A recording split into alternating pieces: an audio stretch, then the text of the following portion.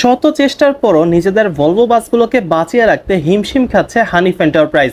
লাখ লাখ টাকা বললে ভুল হবে, বর্তমানে কোটি কোটি টাকা ঢেলে বাসগুলোকে নতুন রূপে সাজানো হচ্ছে, ইঞ্জিন রিপ্লেস করা হচ্ছে, ভলভোর ইঞ্জিন বাদ দিয়ে নতুন চায়না ইউচে ইঞ্জিন লাগানো হচ্ছে।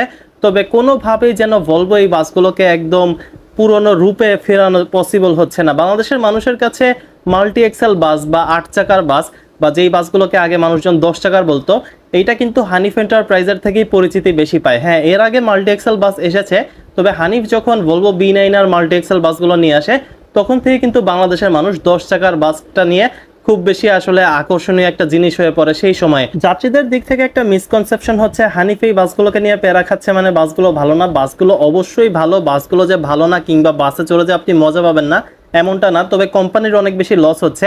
যাত্রী ঠিকই 1200 টাকায় একটা কমফোর্ট জার্নি এনজয় করতে পারতেছে, বাসের সাসপেনশন বলেন কিংবা বাসের যে ফিচার্স বলেন সেগুলো ঠিকই আছে, তবে হানিফ এই বাসগুলোর মেইনটেন্যান্সে অনেক বেশি টাকা খরচ করছে।